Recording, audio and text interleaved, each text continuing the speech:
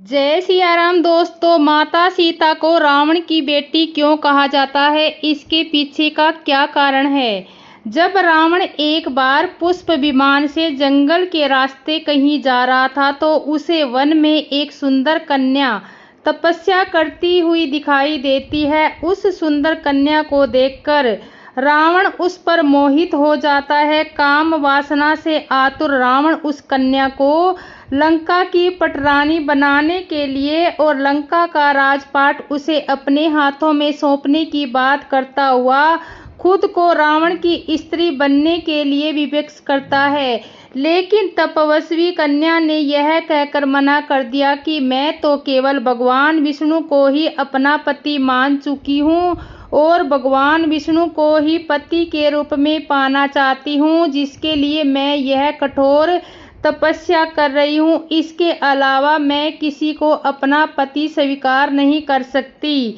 यह कहकर तपस्वी कन्या ने रावण को वहां से चले जाने की कहती है, लेकिन रावण वहां पर अड़िग रहता है और उसे बलपूर्वक पकड़कर अपने हाथों से और अपने साथ ले जाता है, जिस कारण उसकी तपस्या पूरी नहीं हो पाती और कन्या की तपस्या बीच में ही भंग हो जाती है। रावण के इस दुर्व्यवहार के कारण उस कन्या ने अग्नि को प्रकट कर रावण को ये श्राप देती हुई उस अग्नि में भस्म हो जाती है, अगले जन्म में मैं ही तुम्हारी पुत्री के रूप में जन्म लूंगी और तुम्हारी मृत्यु का कारण बनूंगी। बाद में रावण के महल में एक पुत्री का जन्म होता है, जिसे रावण मृत्यु के भय से उसको सागर में फेंकवा देता है। सागर की देवी उसे धरती की देवी पृथ्वी को सौंप देती है, जो बाद में राजा जनक को खेत में हल जोतते हुए एक बंद संदूक में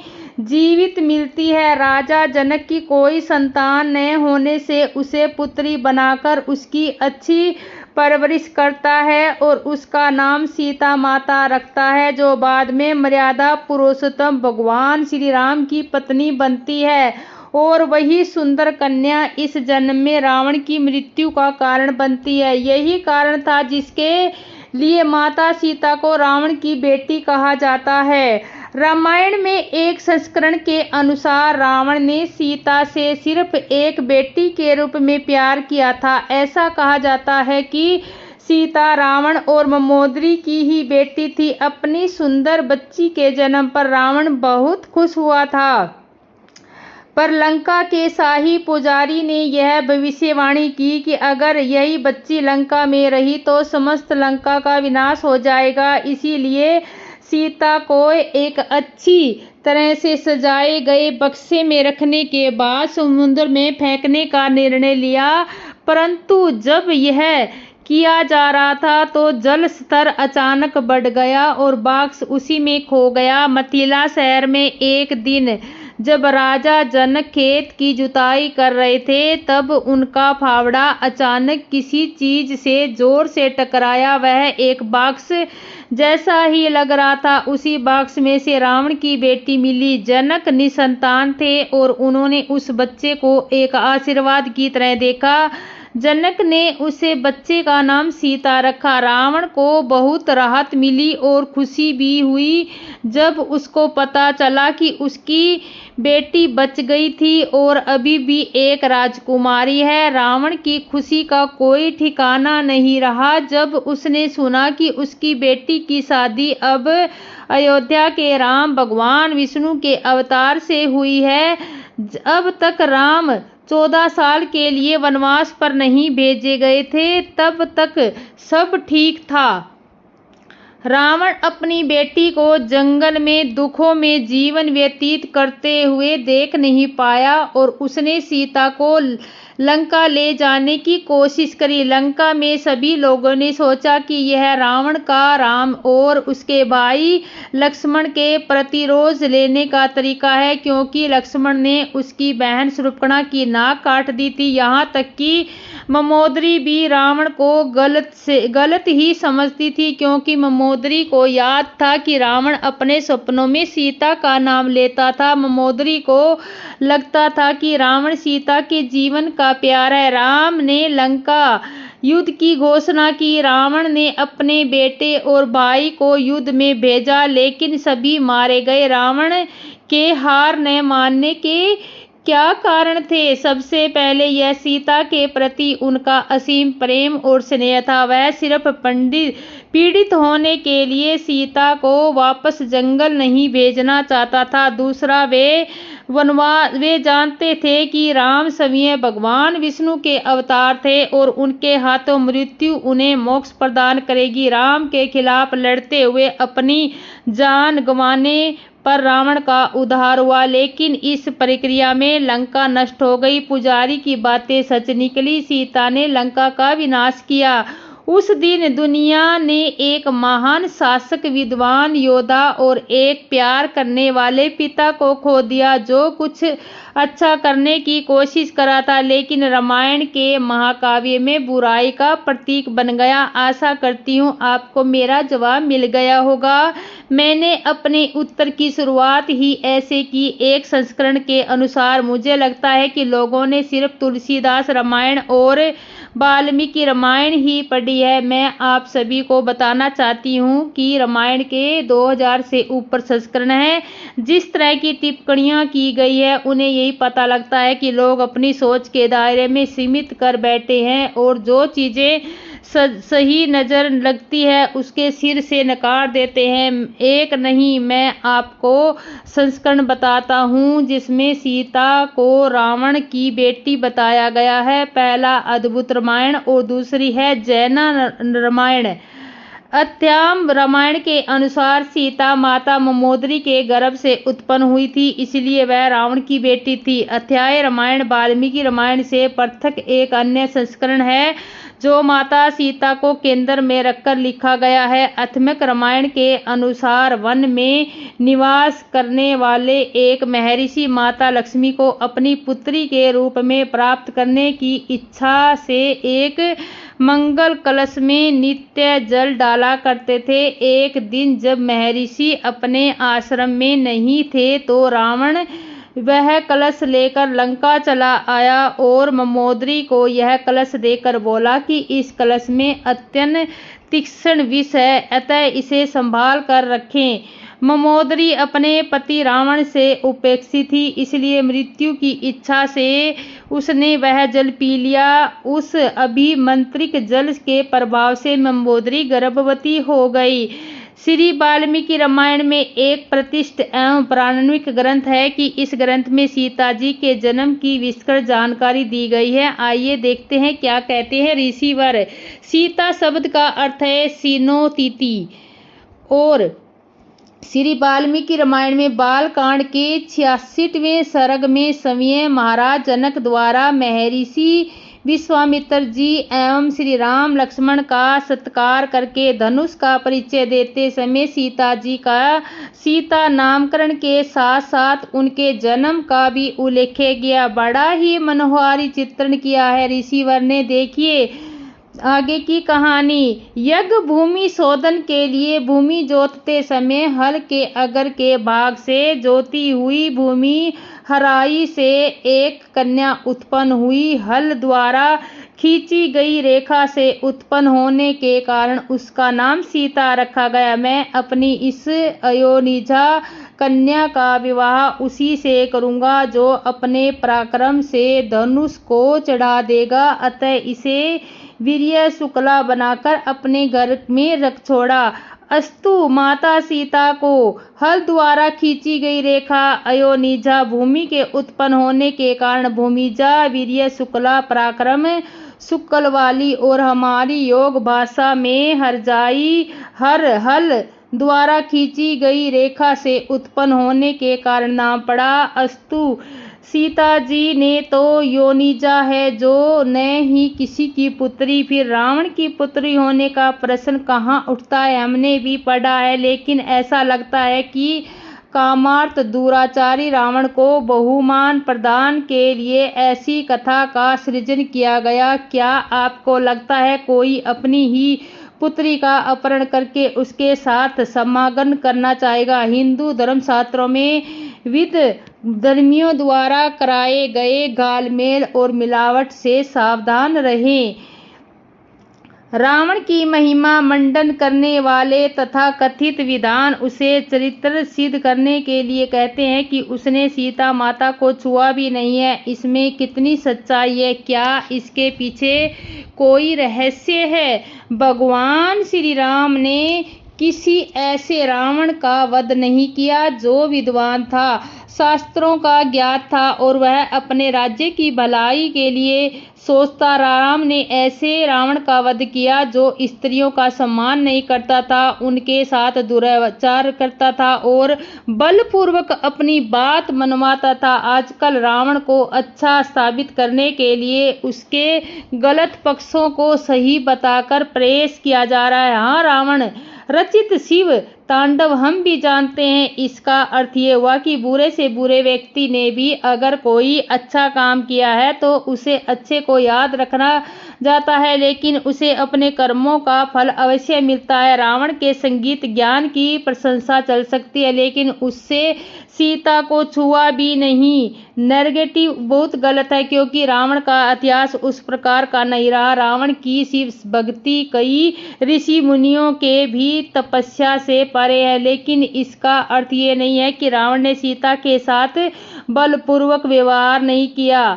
और रावण ने क्या अपहरण करते समय सीता पर अपने बल का प्रयोग नहीं किया था? लंकापति का इतिहास वाल्मीकि रामायण के एक अंश से पता चलता है, जो महर्षि वाल्मीकि द्वारा रचित और जिसे राम कथा का मूल्य माना जाता है। रंभा का नाम आपने सुना होगा। वह स्वर्ग की अप्सरा थी जो तमाम नृत्यों और कई कलाओं में पारंगत थी। आगे बढ़ने से पहले एक और बात बताना जरूरी है कि रावण और कुबेर भाई थे। कुबेर के पुत्र का नाम नलकुबेर, रंभा नलकुबेर की प्रेमिका थी और इस रिश्ते से वह रावण की बहू लगती थी। एक दिन जब वह अपने प्रेमी से मिलने जा रही थी, तभी रावण उसकी सुंदरता पर मोहित हो गया और उसने रंभा को आपत्तिजनक बातें पूछी। रावण ने रंभा से पूछा कि वह इतना सज धज कर किसको तृप्त करने जा रही है। रावण ने इसके लिए संस्कृत में भोक्स्ते शब्द का प्रयोग किया, जो दिखता है कि वह स्त्री को उपभोग की वस्तु समझता था। रंभा ने रावण को रिश्ते नातों को याद दिलाई। रावण ने पहले तो मानने से इनकार कर दिया कि वह उसकी पुत्र वधू है, लेकिन जब रंभा ने नल कुबेर के बारे में बताया तो रावण ने फिर आनाकानी शुरू कर दी। उस समय रंभा काफी डरी हुई थी और देवताओं को भी जीत चुके रावण के बारे में उसे पता था कि वह कुछ भी कर सकता है।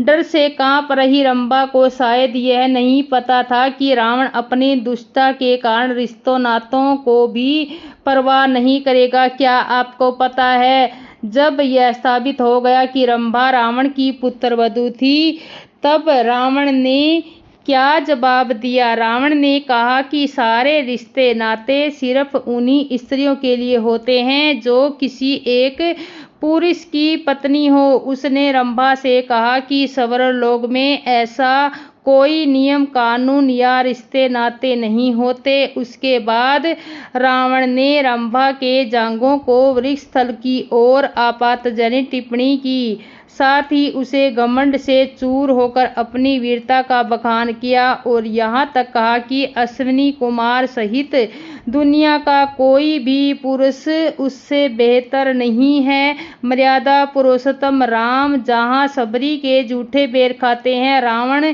किसी भी स्त्री की तरह किसी नजर से नहीं देखता। वाल्मीकि रामायण के अनुसार रावण ने रंभा का बलात्कार किया। इस श्लोक का अर्थ यह है कि राक्षस राज रावण ने रंभा को बलपूर्वक शिला पर बिठाया और फिर काम भोग में लीन होकर बलपूर्वक उसके साथ समागम किया। रंभा ने पुष्पहार टूट गए, उसके द्वारा धारण किए गए आभूषण बिखर गए और व्याकुलता से वह पीड़ित हो उठी। रावण रंभा का बलात्कार करने के बाद उसे वहीं छोड़ दिया और निकल गया। महर्षि वाल्मीकि लिखते हैं कि उसकी हालत ऐसी हो गई जैसे किसी फूलों की लता को हवा द्वारा झंझोर कर रख दिया है। उसका श्रृंगार अस्त व्यस्त हो गया था और उसका शरीर कांप रहा था। बिलखती हुई रंभा अपने प्रेमी नलकुबेर के पैरों पर गिर पड़ी। रंभा ने नलकुबेर को बताया कि रावण स्वर्ग जीतने के लिए भारी संख्या में सैन्य बल लेकर आया है और इसी दौरान उसने उसका बलात्कार किया। नलकुबेर महानता थे, उनमें ब्राह्मण सी धर्मशीलता और क्षत्रिय सी वीरता थी। अपनी प्रेमिका के साथ हुए अत्याचार के क्रुद्ध होकर नलकुबेर ने उसी क्षण रावण को श्राप दिया कि आगे से उसके किसी भी स्त्री के साथ बलपूर्वक समागम करना चाहा तो उसके सिर के 100 टुकड़े हो जाएंगे। अर्थात रावण तब तक किसी स्त्री के साथ संभोग नहीं कर सकता था जब तक वह ऐसा न चाहती हो। अब आपको जवाब मिल गया होगा कि रावण ने सीता से इतनी मिन्नतें क्यों की। उसने क्यों सीता के साथ लंका में जबरन कुछ गलत करने की कोशिश नहीं की। इस श्लोक में नलकुबेर का श्राप देखें। सीता हरण के समय रावण ने अपनी ही मुंह से कहा था कि किसी तरह से उसने इधर उधर से काफी सारी स्त्रियों का अपहरण कर उसे लंका में ले जाकर रखा है। अगर किसी के भीतर रावण के अच्छे पक्षों की चर्चा करने की ही इच्छा है तो उसकी अच्छे ही चर्चा करने में कोई बुराई नहीं है, लेकिन जिस क्षेत्र में वह बुरा था, बलात्कारी था, उस मामले में उसकी बुराई में अच्छा ढूंढने वालों को कम से कम बिना तत्वों के जाने दुष्व्यवहार तो नहीं फैलाना चाहिए। माँ सीता शिवधनुष को उठाने में सक्षम थी, रावण सक्षम नहीं था, जिसका मतलब यह है कि माँ सीता रावण से ज्यादा शक्तिशाली थी। तो फिर रावण उसे कैसे जबरदस्ती उठा कर ले जा सकता है, क्योंकि यही विधि का विधान था। अगर रावण धनुष उठा लेता तो सीता जी का विवाह रावण से हो जाता, पर सीता जी तो साक्षात देवी का लक्ष्मी जी का अवतार है, इसलिए उनकी शादी भगवान विष्णु से होना तय थी और श्री राम ही विष्णु अवतार थे। अब रही बात सीता जी को उठा ले जाने की, तो अगर सीता जी अपनी शक्तियों का प्रयोग करके अगर रावण के साथ नहीं जाती तो राम को हनुमान जी व वानर सेना मिलती, ना बाली वध होता, ना सुग्रीव को उसका खोया हुआ साम्राज्य मिलता, ना ही हनुमान जी लंका दहन करते, ना ही राम रावण युद्ध होता, ना ही विभीषण जी राम शरण में आते, ना ही मेघनाथ कुंभकर्ण रावण अहिरावण शूर्पणखा व अन्य राक्षसों का वध होता, ना ही राक्षस वंश समाप्त होता, ना ही हनुमान जी को पंचमुखी अवतार लेना पड़ता, हनुमान जी को कोई मकरध्वज नामक पुत्र होता, और ना ही हनुमान जी को संजीवनी बूटी मिलती, और ना कुछ ऐसा भी होता जो शायद रावण स्वर्ण की सीढ़ियां स्वर्ग तक लगा देता, जिससे असुरों को देवताओं पर आधिपत्य हो जाता। शायद हमारे सामने आज रामायण नहीं होती, रामायण आनंद सागर में, फिर रामायण नहीं बना पाते। भगवान तो कुछ भी कर सकते हैं। अगर विष्णु जी चाहते तो बिना राम अवतार के सीधे ही एक बार में सारे असुरों का नाश कर देते। एक अकेला इंसान सब कुछ करता तो सृष्टि की रचना ही क्यों करे, क्यों 33 देवी 2 करोड़ देवता, और शायद हम भी नहीं होते। इसलिए सीता जी ने रावण के से ज्यादा शक्तिशाली होते हुए अपनी शक्तियों का रावण के विरुद्ध प्रयोग नहीं किया।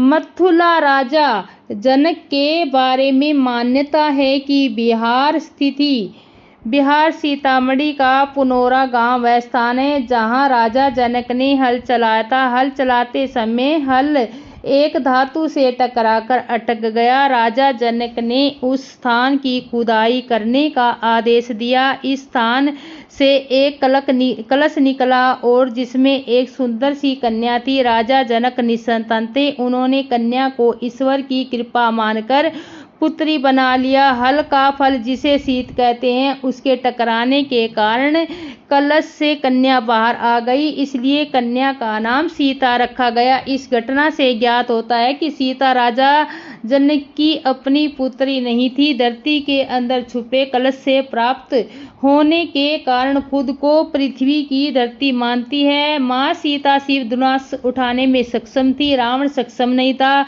जिसका मतलब है कि माँ सीता रावण से ज्यादा शक्तिशाली थी। तो फिर रावण उसे कैसे जबरदस्ती उठा कर ले गया? माँ सीता शिव धनुष उठाने में सक्षम थी, रावण सक्षम नहीं था, जिसका मतलब है कि माँ सीता रावण से ज्यादा शक्तिशाली थी। मैंने ऐसी शारीरिक बल की तुलना की और भी राक्षस राज की वैदेही से कहीं नहीं देखी। जानकी सदैव ही किसी मर्यादित ज्ञानी और एवं मधुर को अपने ही पति के रूप में चुनना चाहती थी, इसलिए शिव धनुष को तोड़ने की नहीं अपितु उस पर प्रचंगा चढ़ाने की शर्त रखकर स्वयंवर रचाया गया था। दशानन को असुर होने के कारण निमंत्रण ही नहीं भेजा गया, लेकिन जब वो स्वेच्छा से ही स्वयंवर में भाग लेने आ गया तो समय सीता ने उन्हें बिना आमंत्रण आने पर स्वयंवर को छोड़कर जाने को कहा था। रावण अपनी गलती को मानने के स्थान पर उसे अपना अपमान मानकर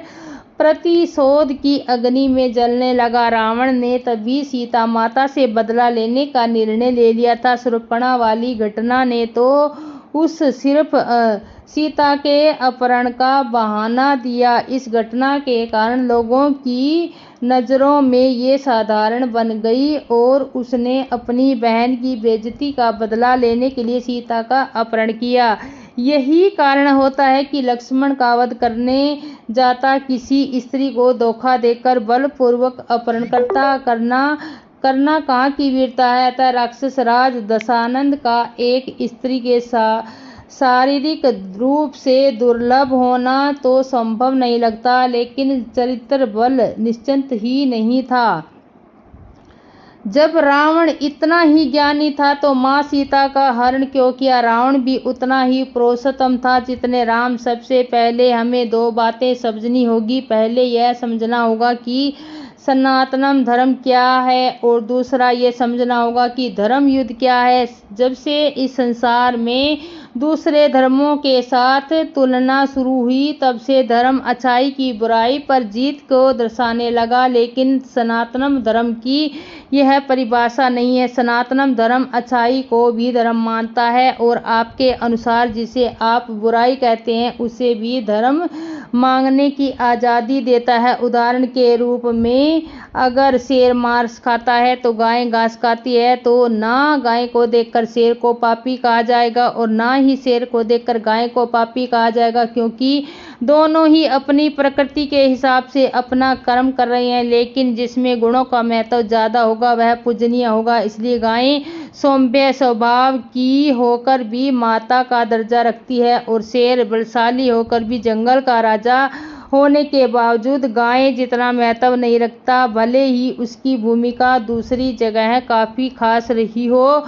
इससे यह पता चलता है कि सनातन धर्म बुराई के स्थान पर ऊपर अच्छाई नहीं बल्कि अच्छाई के ऊपर सच्चाई की जीत का धर्म है। इस धर्म में प्रकृति के अनुसार कोई बुरा नहीं है। इस धर्म में बुरा उसे माना जाता है जो प्रकृति के खिलाफ काम करता है। जैसे जब इंद्र की प्रकृति का एक दिव्य पुरुष या देवताओं की राजा की रही है और ऋग्वैदिक काल में वो शिव से ज्यादा सम्मानित था, पर उसने बुरे आचरण के कारण उत्तर वैदिक काल तक उसका सम्मान छीन लिया गया, क्योंकि उसे अपनी प्रकृति के खिलाफ जाकर गुनाह किया। अब आपको समझ में आ गया होगा कि सनातन धर्म है क्या चीज है। यह अच्छाई के ऊपर सच्चाई की जीत का धर्म है, जाकि बुराई के ऊपर अच्छाई का। इसलिए इस धर्म का यह गुण धर्म के सभी धर्मों को श्रेष्ठ बनाता है। रावण इतना ही ज्ञानी था तो माँ सीता का हरण क्यों किया? रावण अत्यंत ज्ञानी और विद्वान होने के बावजूद उसके अहंकार और वासना ने उसे पतन की ओर धकेल दिया। रावण को वेदों और शास्त्रों का गहरा ज्ञान था और वह एक महान योद्धा भी था। वह शिव भगत भी था जिसने कठिन तपस्या करके अनेक शक्तियाँ अर्जित की थी, लेकिन उसकी कमजोरी उसकी वासना, अहंकार और शक्ति का दुरुपयोग था जो इसे नैतिक और आध्यात्मिक रूप से कमजोर बनाता था। सीता हरण के पीछे रावण के कई कारण थे। शूर्पणखा का अपमान। जब शूर्पणखा रावण की बहन ने श्री राम से विवाह का प्रस्ताव रखा और लक्ष्मण ने उसकी नाक काट दी, तब शूर्पणखा ने अपने भाई रावण से बदला लेने की गुहार लगाई। रावण को यह अपमान सहन नहीं हुआ और उसने बदला लेने के लिए सीता का अपहरण करने का निर्णय लिया। अहंकार और वासना। रावण को अपनी शक्ति और सामर्थ्य पर अत्यधिक गर्व था। उसने सीता जी की सुंदरता के बारे में सुनकर उन्हें प्राप्त करने की इच्छा की। उसने सोचा कि वह किसी भी स्त्री को अपने बल से जीत सकता है। यह उसका अहंकार और वासना थी जिसने उसे धर्म और मर्यादा के मार्ग से भटक दिया। श्राप और भाग्य का प्रभाव। कई कथाओं में यह भी कहा गया है कि रावण को पहले से ही यह श्राप मिला हुआ था कि एक स्त्री के कारण उसका अंत होगा। सीता जी के अपहरण ने उस श्राप को साकार करने में एक महत्वपूर्ण भूमिका निभाई। यह उसके भाग्य और उसके अहंकार का परिणाम था कि उसने सीता जी का हरण किया और अतः उसका विनाश हुआ। रावण के ज्ञानी होने के बावजूद उसके अंदर की वासना और अहंकार ने उसके विवेक और नैतिकता को अंधा कर दिया। वह यह समझ नहीं सका कि श्री राम से बैर और सीता जी का अपहरण उसके विनाश का कारण बनेगा। क्या आप रामायण की इन गुड बातों में और गहराई में जानना चाहते हैं? श्री राम और रावण की इस अद्भुत कथा को समझने और भगवान राम की भक्ति में डूबने के लिए राम चालीसा और राम आरती का पाठ करें। इससे आपको श्री राम के जीवन और गुणों को जानने का अवसर मिलेगा। इसका सीधा जवाब यही है कि उसका जिस मनसा से अपहरण किया था उसी के लिए आगे बढ़ा और माता सीता ने घास का तिनका उठाया। जगत जननी जगदम्बा माता सीता को रावण द्वारा न स्पर्श करने का कारण था ये कि रावण ने रंभा के साथ बल प्रयोग किया था, इसलिए नल कुबेर ने उसे श्राप दिया था। रंभा कुबेर के बेटे नल कुबेर की पत्नी थी। इस प्रकार रावण के भाई कुबेर की पुत्रवधू और रावण की भी श्राप ये था कि अगर उसने किसी स्त्री को दुष्कर्म करने का प्रयास किया तो उसके सर के टुकड़े हो जाएंगे। इसलिए उन्होंने माता सीता को समय अपनाने को कहा, पर जगदम्बा तो उस नारायण के लिए बने हैं जो अपनाने का प्रश्न ही नहीं है। रावण ने जब माता सीता जी का हरण करके लंका ले गया तब लंका में सीता जी वट वृक्ष के नीचे बैठकर चिंतन करने लगी। रावण बार बार आकर माँ सीता को धमकाता था, लेकिन माँ सीता कुछ भी नहीं बोलती थी। यहाँ तक कि रावण ने श्री राम जी के वेशभूषा में आकर माँ सीता जी को भ्रमित करने की कोशिश की, लेकिन फिर भी सफल नहीं हुआ। रावण थक हार कर जब अपने शयन कक्ष में गया तो मंदोदरी ने उससे कहा कि आप तो राम का भेष धरकर करे थे, तो फिर क्या हुआ? रावण बोला, मैं जब भी राम का रूप धरता हूँ तो तुम्हें छोड़कर हर स्त्री में मुझे माँ बहन नजर आती है। यही है श्री राम की महिमा। रावण अपनी समस्त ताकत लगा चुका था, लेकिन जिस जगत जननी को आज तक कोई नहीं समझ सका, उसे रावण भी कैसे समझ पाता। अतः बलपूर्वक रावण ने तलवार उठाया और माता सीता को मारने का सफल प्रयास करना चाहा, तो माता सीता ने घास का तिनका उठाकर सामने रखकर कहा कि पहले इस रेखा को पार करके दिखाओ। अर्थात तिनके की ओट करके और अपने परम स्नेही अवधपति श्री राम जी का स्मरण करके वैदेही श्री जानकी जी कहती है, थोड़ा अटपटा लगता है कि त्रिलोक विजयी रावण वो घास का तिनका देखकर डर गया।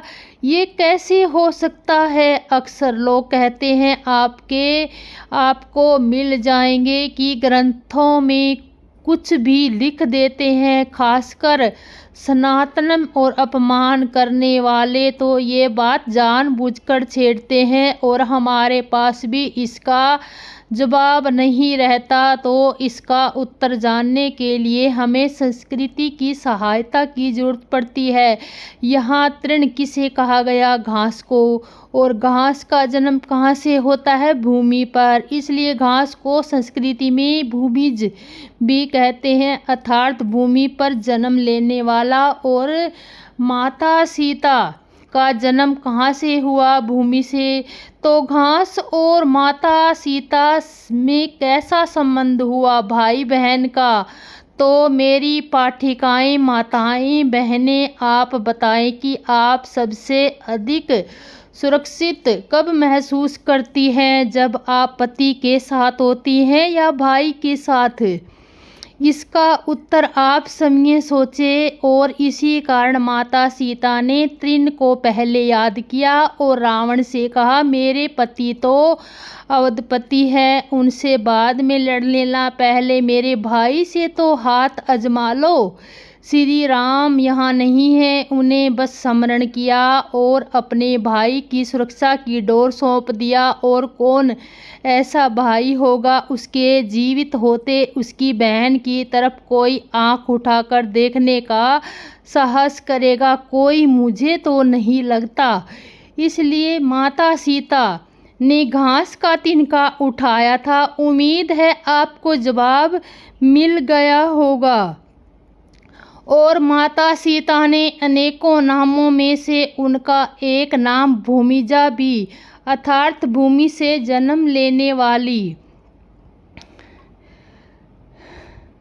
क्यों? अपने पास होते हुए भी माँ सीता को रावण छू तक नहीं पाया था। वनवास पहले की बात है। एक बार अयोध्या के राजमहल में भोजन परोसा जा रहा था। माता कौशल्या बड़े प्रेम से भोजन बनाती थी। माता सीता सभी को खीर परोसने लगी और सीता जी सब कुछ ध्यान से देख रही थी कि तभी हवा का एक तेज झोंका आया। उसी समय घास की एक छोटी सी बिंदु तृण राजा दशरथ की खीर पर गिरी, जिसे माता सीता ने देख लिया। लेकिन अब सवाल ये उठा कि जब माता सीता ने दूर से देखा कि खीर में हाथ कैसे डालना है, तो उन्होंने अपनी नज़र को एकाएक करके तृण को देखा और वो जल गई। और ये तो अच्छा हुआ किसी और ने नहीं देखा। लेकिन राजा दशरथ माता सीता के इस चमत्कार को देख रहे थे। फिर भी दशरथ जी चुप रहे और अपने कक्ष में पहुंचकर माता सीता जी को बुलाया। तब उन्होंने सीता जी से कहा कि आज भोजन के समय मैंने आपका चमत्कार देखा। तुम जगत की सच्ची माता हो, लेकिन तुम्हें मेरी एक बात अवश्य याद रखनी चाहिए। कभी भी अपने दुश्मन को उस नज़र से मत देखो जैसे तुमने आज तक उस तिनके को देखा। इसलिए जब भी रावण माता सीता के सामने आता तो घास का एक तिनका उठाकर राजा दशरथ जी के वचनों को याद कर लेता। माता सीता जी चाहती तो रावण को उस स्थान पर जला सकती थी, लेकिन राजा दशरथ को दिया अपना वादा पूरा करने के लिए और रावण की मृत्यु का श्रेय भगवान श्री राम को देने के लिए वे चुप रही। हमारी माँ जानकी बहुत बड़े दिल वाली इंसान थी। क्या सीता जी रावण की बेटी थी? रावण को सब एक अत्याचारी के रूप में ही जानते हैं, किंतु वह एक वैज्ञानिक भी था। उसने तपस्वी ऋषि मुनियों के खून को एकत्र करके एक घड़े में रखा था, जिससे वह ये जान सके कि ऋषि मुनि के खून में ऐसा क्या है जिससे वे इतने दृढ़ निश्चयी और आत्मविश्वासी होते हैं और अपनी तपस्या से सब कुछ पा लेते हैं। एक बार रानी मंदोदरी ने, जो कि रावण की पत्नी थी, क्रोध में आकर आत्महत्या करने के विचार से उस रक्त को विष समझकर पी गई, जिससे वह गर्भवती हो गई। संतान के रूप में रानी को एक कन्या पैदा हुई, जिसे रावण से छिपाने हेतु उस कन्या को रानी ने एक घड़े में रखकर लंका की सीमा से बाहर, जो कि जनकपुरी की भूमि थी, वहीं जमीन में घड़े को छिपा दिया। उसी समय जनकपुर में अकाल पड़ा, जिसे दूर करने हेतु पंडितों की सलाह दी। राजा जब खुद जमीन में हल जुताई करेंगे तभी वर्षा होगी, अकाल दूर होगा। राजा ने ऐसा ही किया और उन्हें हल जोतते वक्त जमीन से वही घड़ा मिला जिसमें रानी मंदोदरी ने अपनी कन्या को छुपाया था। वह कन्या राजा जनक की पुत्री सीता के रूप में जानी गई, जिन्हें भूमि पुत्री भी कहते हैं। मंदोदरी के गर्भ से पैदा होने के कारण वह कन्या रावण की भी पुत्री मानी जाती है। रावण की महिमा मंडप करने वाले तथा कथित विधान उसे चरित्र सिद्ध करने के लिए कहते हैं कि उसने सीता माता को छुआ भी नहीं। इसमें कितनी सच्चाई है? क्या इसके पीछे कोई रहस्य भी है? नल कुबेर की पत्नी एक बार अकेली गगन विहार के लिए निकली और उसी दौरान रावण की कुदृष्टि उस पर पड़ी और रावण ने उसका बलात्कार कर दिया, जिसके बाद नल कुबेर ने रावण को श्राप दिया कि आज के बाद अगर तूने किसी औरत के साथ बगैर उसकी इच्छा से समागम करने का प्रयास किया या किसी स्त्री को इच्छा के विरुद्ध तूने उसका शील भंग करने का प्रयास करेगा तो उसी क्षण तेरे शीश के 20 टुकड़े हो जाएंगे और तू मृत्यु को प्राप्त होगा। इसी कारण रावण ने माता सीता को कामवश हर लाया, परंतु अशोक वाटिका में उनको रखकर साम दाम दंड भेद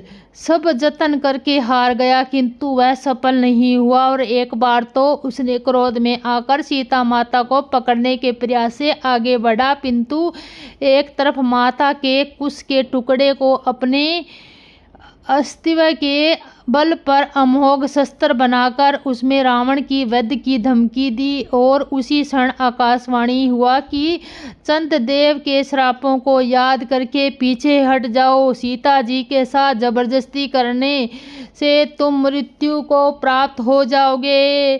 रावण ने माता सीता को छुआ भी नहीं, क्यों?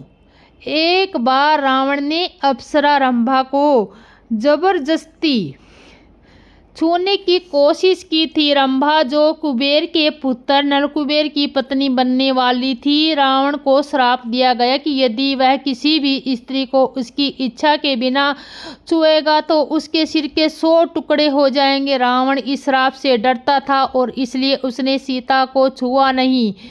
रावण अपनी बुराइयों के बावजूद कुछ अच्छे गुणों वाला भी था। वह एक विद्वान योद्धा और शासक था। रावण स्त्रियों का सम्मान करता था और सीता को पवित्र करना उसके चरित्र के विरुद्ध होता। रावण सीता को अपनी पत्नी बनाना चाहता था और उसे डर था कि यदि उसे छुएगा तो उससे वो दूर भाग जाए। रावण सीता की पवित्रता और शक्ति का सम्मान करता था। रावण को अपनी गलतियों का एहसास हो रहा रहा और सीता को क्षमा करने की कोशिश कर रहा था। यह निश्चित रूप से कहना मुश्किल है कि रावण ने सीता को क्यों नहीं छुआ, लेकिन उपरोक्त सभी कारण संभावित है। यह भी ध्यान रखना महत्वपूर्ण है कि रावण ने सीता को अपहरण करके गलत काम किया था। रावण का चरित्र जटिल था और उसके कुछ अच्छे गुणों के बावजूद वह एक दुष्ट व्यक्ति था। क्या यह सच है कि माता सीता रावण की बेटी थी? एक दिन जब रावण महल में नहीं था, तब मंदोदरी ने उस कलश को खोलकर देखा और उसका सारा रक्त पी गई, जिससे वह गर्भवती हुई। यह भेद किसी को पता न चल पाए, इसलिए वह लंका से बहुत दूर कलश में अपनी पुत्री को भर के मिथिला की भूमि पर छोड़ आई। निसंतान जनक ने सीता को अपनी पुत्री माना और उसका लालन पालन किया। फिर स्वयंवर के जरिए वह श्री राम की अर्धांगिनी बनी, पर सीता रावण और मंदोदरी की ही पुत्री थी। क्या सीता और रावण के बीच बाप बेटी का रिश्ता था? जी हाँ, देवी सीता और रावण में पिता पुत्री का रिश्ता था। अद्भुत रामायण में उल्लेख है कि रावण कहता है कि अगर मैं भूलवश भी अपनी पुत्री से परणे की इच्छा करूं तो वह मेरी मृत्यु का कारण बने। इसके अलावा में संपूर्ण रामायण में ऐसे कई तथ्य हैं जो इस बात की पुष्टि करते हैं कि देवी सीता रावण की पुत्री थी। रावण एक विद्वान पंडित था, लेकिन अपनी आसुरी शक्ति के कारण देवी सीता के सौंदर्य और रूप में मुग्ध होकर वह कामनी में जलने लगा। उसके मन में सीता के प्रति काम वासना उत्पन्न हो गई और उसने सीता माता से उसकी काम तृप्ति का आग्रह किया, जिसे देवी सीता द्वारा नकारे जाने पर उसने क्रोधवश देवी सीता का हरण किया और अपने पुष्प विमान में लेकर लंका की ओर प्रस्थान किया। पुष्प विमान में देवी सीता और रावण के मध्य हुए समस्त घटनाक्रम का महर्षि वाल्मीकि जी द्वारा सरलोक सहित वर्णन भी किया गया। पुष्प विमान की घटना से ही रावण के विनाश का प्रारंभ शुरू हो गया। क्या सीता और रावण के बीच बाप बेटी का रिश्ता था? कई विद्वानों का मानना है कि रावण और सीता का संबंध पिता और पुत्री का था। हालांकि वाल्मीकि जी द्वारा लिखी गई रामायण में इसका कोई उल्लेख नहीं है। राम के जीवन में 125 रामायण लिखी गई ऐसी एक रामायण है अद्भुत रामायण माना जाता है। यह रामायण 14वीं शताब्दी में लिखी गई। यह रामायण दो प्रमुख ऋषियों वाल्मीकि भारद्वाज ऋषि का वार्तालाप इसी रामायण में लिखा है कि सीता का जन्म मंदोदरी के गर्भ से हुआ, और जिसमें एक स्थान पर यह भी लिखा है कि एक बार रावण ने कहा था कि अगर मैं अपनी कन्या को अनजाने में भी स्वीकार करूं तो मेरा नाश हो जाए। अद्भुत रामायण कथा बताती है कि एक बार दंडत्रण्य में एक ब्राह्मण रहता था जो लक्ष्मी को अपनी पुत्री के रूप में पाने के लिए एक कलश में कुश के अग्रभाग से यानी आगे के भाग से रोज मंत्र उच्चारण करके दूध की बूंदें डाला करता था। एक दिन ब्राह्मण की अनुपस्थिति में रावण वहां पहुंचा और ऋषियों का रक्त उसी कलश में डाल दिया और उस कलश को लंका ले जाकर मंदोदरी को दे दिया। उससे कहा,